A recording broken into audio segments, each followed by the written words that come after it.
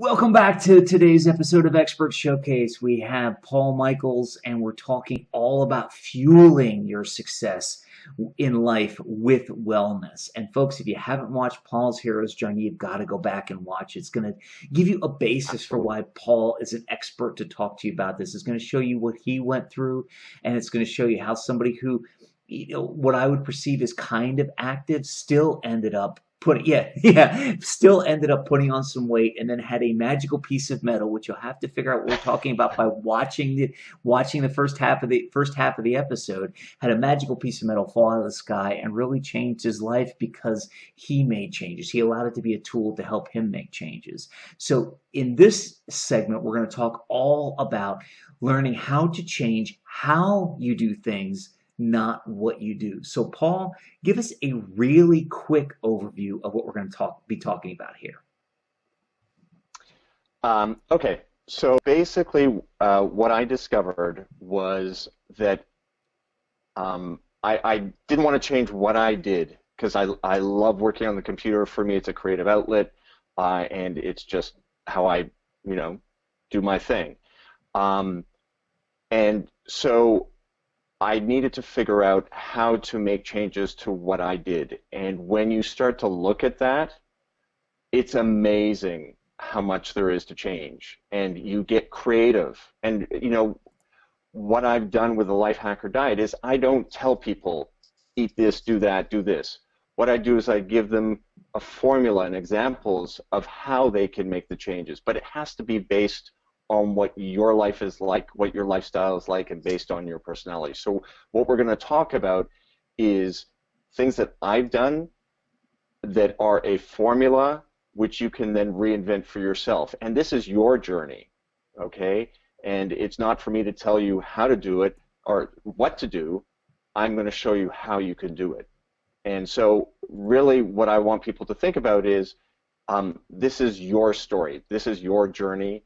And it's an adventure, and the end result is wonderful. It's great, and your life will be different. So we'll just go over that.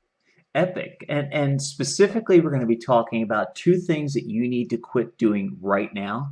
Simple strategies to getting exercises out of everything you do in your day, and how to reinvent the food you love. I love these topics, Paul. Let's go ahead and dive right in.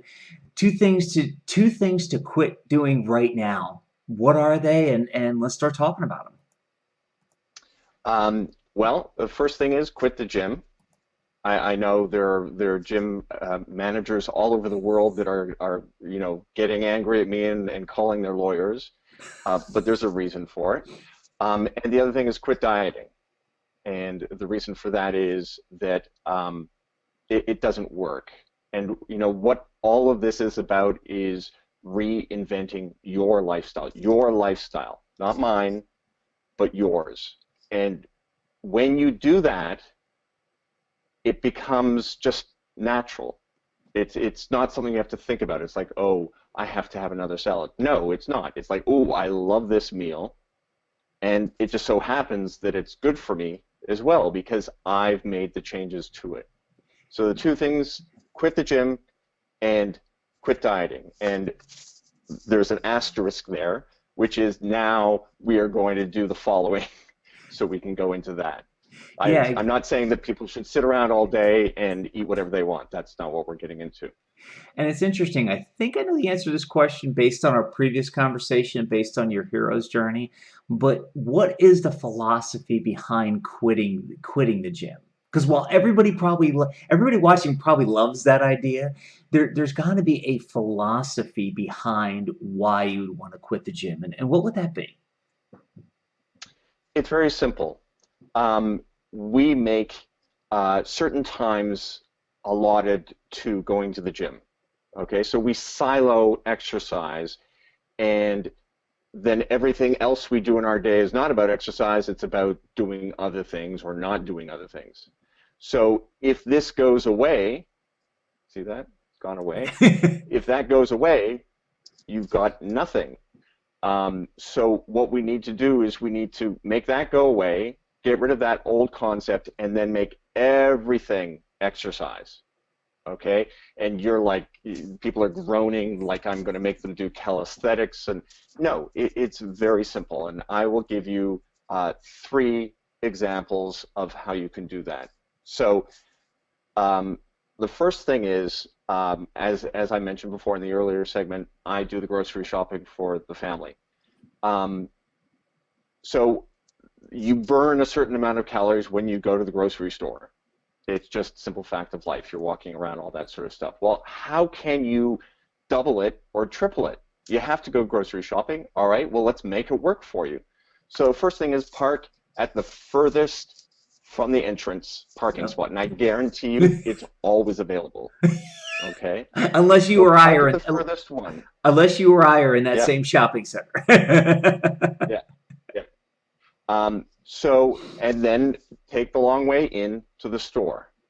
When you're in the store, don't worry about being completely organized. I mean, if you have to go from one side of the store to the other side of the store for the third time, you can get frustrated about it, or you can say, awesome, I'm adding to my footsteps, right? Just a little shift in your thought process. The other thing is, rather than use paper and plastic bags, which are a pain in the ass to deal with when you get home, and they're horrible for the environment, use reusable ones. And the reason for that is they become barbells, right?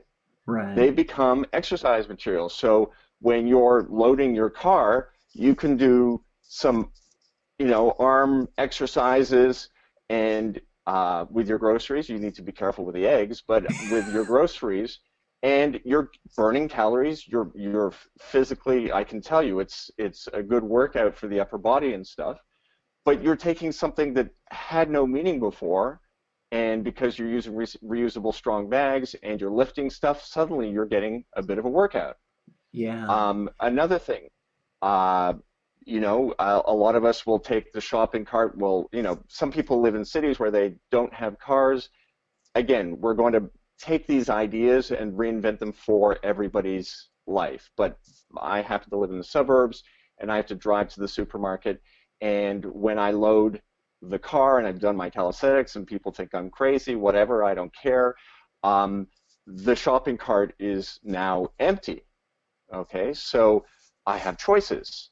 Do I just leave it there and let somebody else deal with it? Well, no. See, my intention is I need to lose weight. I need to get as many calories burned as possible. So now I'm going to walk that shopping cart all the way into the supermarket, and I parked in the furthest spot, so it's a long way. And then I'm going to walk all the way back to the car and do that. And then when I get home, I'm going to exercise some more as I take the stuff into the house or into the apartment. And by the end of it, you're going to double or triple the number of calories that you've burned or footsteps you've taken. Oh, the other thing I do is my shopping, my grocery store is in a small mall, so there's a Target and some other stuff. So the other thing you can do is split up things. So a lot of supermarkets have a little pharmacy. Well, don't go to that pharmacy. Load the stuff into the car, and then walk over to the Target or to the Yeah. drugstore or whatever it is, and get that. And if there's another store that has something you need, walk over there. All these things that were always in front of you, you just didn't have the glasses to realize that these were opportunities. These are opportunities to make yourself healthier. And I guarantee you, you're going to double or triple what you do. Yeah, So that is exactly.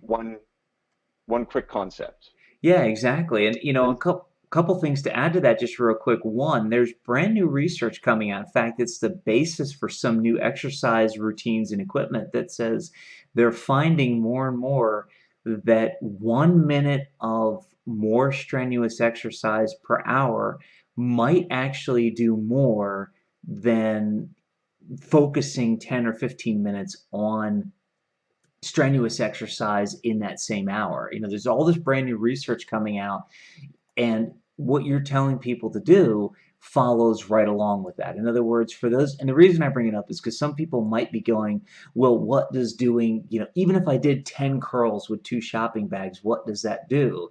And I'm here to tell you, even if you don't know Paul's name yet, and even if you don't know Life Hacker Diet yet, you will in the future. And there's Nope. other there's other research out there that's now being done that's saying shorter might actually be better. The second thing I was going to say just real quick is another thing to add to the whole grocery thing is most people that I know of go directly to the aisle and they say, okay, I want to get these three things, I want to get in and out.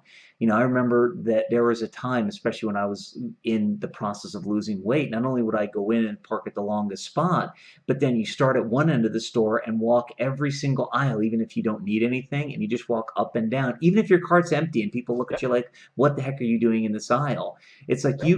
you can 10x the number of steps you take in the store by literally changing and going directly to where you need to go to going up and down every single aisle. So here's the big concept. I was going to get to it, but this is the thing that really ties it all together. You might think that, well, let's say you went to the grocery store normally and you burned 150 calories. Now you're burning 300 calories. Who cares? 300 calories is 150 more. Wait, if you go to the grocery store once or twice a week, let's say twice a week, and you do that twice a week, it goes from 300 calories, because 150 twice, to 600 calories. Okay, you do that 8 times a month. So 6 8's 4,800 calories. Okay, times that times 12, and you're talking close to 52,000 calories that you've burned just going to the grocery store for a year. Everything adds up, and our body works like that because you consume a certain amount of calories, and your body doesn't care if you burn it today, tomorrow, or next week. It's going to burn whatever you consume. So these things add up really quickly. So, and we just dealt with grocery shopping. I'm going to move now into commuting. Well, and Okay, Paul, let, a let me lot of interrupt us, you. And yeah, let me interrupt you for one quick second. We've already started talking here. We started talking about two things to quit, and we're really moving into the next piece of this, which is simple strategies to getting exercise. I mean, that's kind of what we just went into with the shopping. So, in the commuting, I'm going to guess that's also a part of your simple yep, strategies to getting exercise, right? So, let's go ahead and move into the second absolutely. part and talk more here about simple strategies to getting exercise. Yeah. So many of us commute to work. Some of us work at home. So let's deal with both of the issues. Commuting to work, the most common ways are public transport or driving. Okay. If you drive to work, you again are going to try and find the closest parking spot to the door of your work so you don't have to do anything. Well, I'm going to suggest that what you do is actually find a parking spot that's safe, but a parking spot that's a mile to 2 miles away from work and walk, okay? And that's going to give you 2 to 4 miles a day of walking that you wouldn't have normally had. Okay, and it's not going to be the end of the world if you plan. You can walk pretty fast. If you plan your commute, it's not a problem.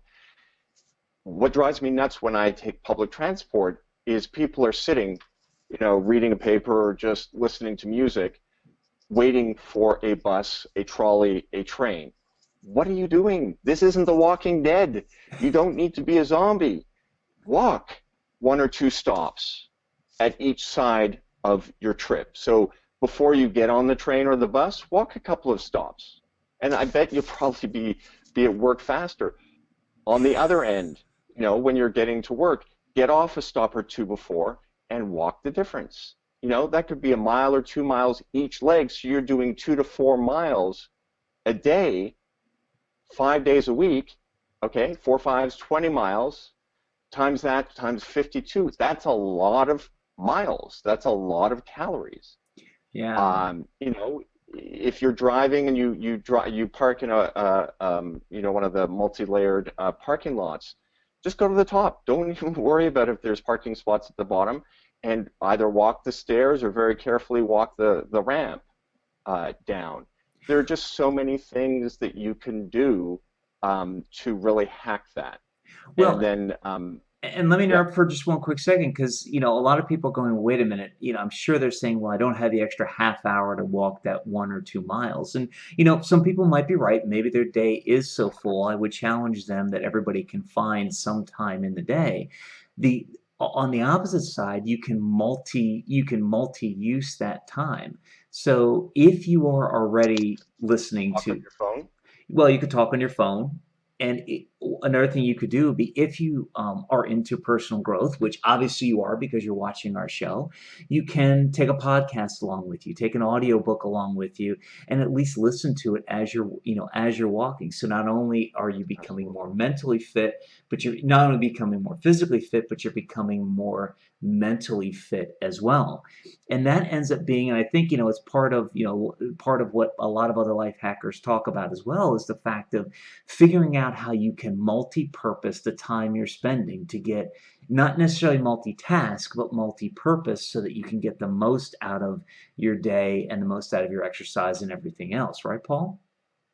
Right, absolutely. It's all about that. And I just wanted to add one thing. If you work at home like I do, regardless of whether you have dogs, go for a walk in the morning because I can tell you, even if you're walking, so let's say if you park a mile or so away from work, that time can also be spent categorizing and prioritizing what you have to do and kind of thinking about how to approach things. And that is going to make your day way more efficient, way less stressful. And so even if you work at home, do that. Go for a walk. And then I'd say to everybody before, after you've eaten your meal and you're going to go to bed, go for a walk because it does wonders for you. Not only do you get to see what's going on around you, get some fresh air, but it will, eventually it'll signal to your body it's time to go to sleep, and it helps so many things. And plus, how many times do you have to watch the crap on the news? They just repeat it and repeat it. So just Yeah. watch it once, go for a walk. Anyway, so there are many things, but yes, the secret is, and I talk about this on the Life Hacker Diet website, but what I learned was I was living asynchronously. It was exercise or working. When I brought those things together, and I like your multi-purpose, not multitasking, multi-purpose, now when I work, I'm walking. And I walk 10 to 15 miles a day just working at the computer. Now, that's absurd.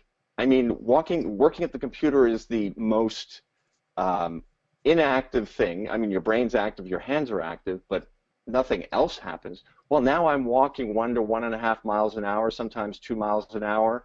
I have great music that's coming in that helps me concentrate, and I can power through anything, and I'm just always moving.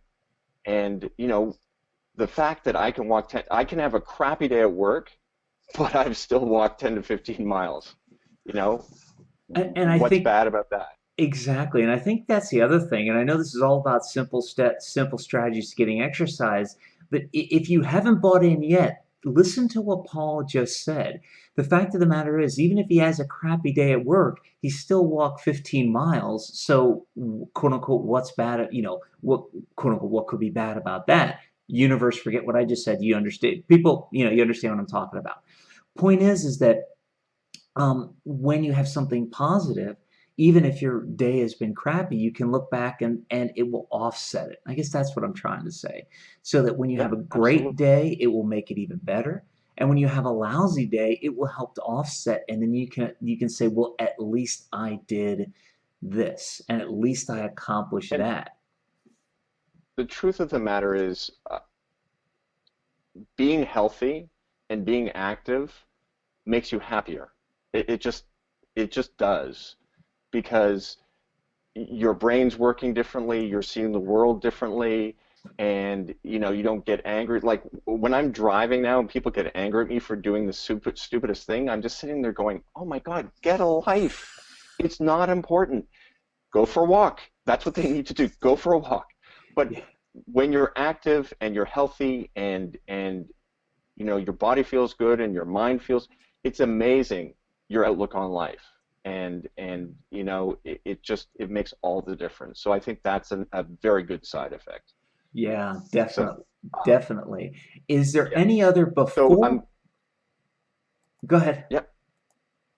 No, I want to get into the food because I love food and I love talking about food. So, I was gonna and it's say, lunchtime here. yeah, I was gonna say. So let's get into reinvent the food you love. And I really am looking forward to this because if you don't bring it up, there's one thing that a friend of mine taught me Oh, like I'm sure. 20 years ago that was such a life changer. But let's get in. You're the star. Let's get in. How do you reinvent the Okay. food you love? So the one of the quits was quit being on a diet, Hmm. and the reason for that is somebody is imposing their food and their preferences on you. Okay, and as human beings, we don't like that. Whether we try and make ourselves believe it or not, we don't like that. So the principle that I have and that Life Hacker is based around is a very simple principle: eat the food you like. What we're going to do is we're going to just take a look at it and very slowly make changes that you like, that you can live with, but reduce the calorie consumption and make it a little healthier. So I'll give you an example. I love guacamole and chips, okay? And the way I used to eat guacamole and chips is I'd crack open a bag of chips, I'd snap open the guacamole, and I'd sit there and eat until I was full. Okay, the 20 minutes of stuff going down that doesn't need to be, doesn't need to go down. And I guesstimate that I would eat 500-600 calories worth of snack. Well, that's just absurd. So the first thing you have to do is what I call bento boxing, okay? And that is just decide on an amount of guacamole, decide on an amount of chips that is reasonable, okay? And put those into containers or a plate. Put the original containers away, okay? So that they're nowhere to be found, and that's what you get to eat. Now, there's a very simple idea of eating that people need to kind of relearn, and it's this. If I'm on my phone and I'm eating, okay, I don't know when those chips go in my mouth. I don't taste them. I don't feel them. I'm just going through the motions of doing that. And what I want people to do is just at the beginning, I just want them to stop, and I want them to take that chip and dip it into that juicy guacamole, and it's sitting on that chip, and I just want you to smell it and just chew on it and just enjoy it. Like, feel the crunchy and feel the soft and spicy flavor of the guacamole and enjoy it. And do that and look at your food. And I'm not saying that you're going to eat like that all the time, but you're retraining yourself to understand that this is food that's going in and that you can perceive it. When we eat watching TV or something like that, it's just emotion. We don't even know. Yeah. Another very good example is actually I'll get to that in a sec. So bento boxing. So we go from the opening packages, we bento box, we put a certain amount there, and we can actually measure how much that is. So if it's, if a serving size of chips is 12 chips for 150 calories, and a quarter cup or a third of a cup of guacamole is, 150 calories, you've just eaten 300 calories. So you know how much you've done, right? So Right. we're getting into this whole idea of the data, you're understanding. So the next thing is to try and reduce those bento box sizes so that this takes time. This is over weeks. Mhm. You just reduce it down. Then the third part of it is, I sometimes think I'm a movie director. So you can be a movie director of your food because you're going to be couch auditioning lots of food to take over one of the roles. So I was looking at the guacamole and chips, and it's like guac has to stay, chips, eh. So I started auditioning food to take the place of the chips. So I tried carrots, sweet mini peppers, celery, all these things. They had crunch, they had all these things. And I would try it, and it's like, yeah, I kind of like this. I don't try something else. And in the end, I had kind of a roster of things that I could use. And so the first two that I really loved were sweet red peppers and sugar snap peas. And I would dip those into the guacamole. Now, let's look at this now. We've gone from 600-700 calories for a snack. We brought it down to about 300, And now with the sugar snap peas and the guacamole, my snack's 150 calories. It's delicious, it's crunchy, it's satisfying. I can eat that and I'm done. I'm fine. Yeah. And that is because I took my time and I consciously was good to myself and said, this is okay. You're okay. Don't freak out. There's a little less there. You'll be fine. Understanding that 20 minutes after you eat, you should feel full, not like I've got to feel full now. All those things help. So you start doing that with your food, and very soon you would reinvent things so that it's based on your personality and your lifestyle and the things you like, and that becomes Yeah. normal. I haven't had chips and guacamole in 2 years, and I have no desire to have it. It's not part of my, my world anymore. So Exactly. that's a very good thing.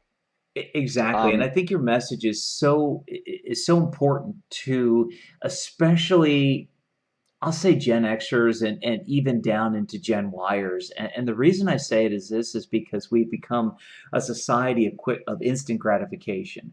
So, what started off as something simple back in the 40s, 50s, 60s, the TV dinners, okay, this is going to save time because mom doesn't have to cook every single meal or dad doesn't have to cook every single meal, has now turned into the microwave society where everything is that quick and people don't think about it. So especially, I mean, if you're in your 40s and your 50s and you found yourself into this whole instant gratification thing because you got so much going on with the kids and everything else, listening to what Paul is talking about, following what Paul's talking about is going to help you by extension change the life of your children because you're going to do things differently and then they're going to see you do things differently and then when they see you enjoy it, they're going to want to do things, and it's going to be a snowball effect. It's going to be the way we're going to be able to change generationally back to um, it'll be the way you'll help change generations. Like, as a quick example, there's a new program on TLC, I think it's on TLC, called Rattled, if I'm not mistaken. In the short versions, they interview one of the couples, and the woman says, "This baby is going to have to fit into our lives, not the other way around." And the husband kind of chuckles, and it hit me like a ton of bricks. That's what people thought 100 years ago. Kids fit into their parents' lifestyle. Parents controlled the house hundreds of years ago. At some point along the way, kids have taken control. So it's the same thing where everything kind of cycles back. And the reason I bring it up, Paul, is because, people might be looking at what you're saying as a lot of work. And it is more work than what they do today, but it's going to bring 10 times more benefit than just eating things quickly and just going about doing things the way they are today, right?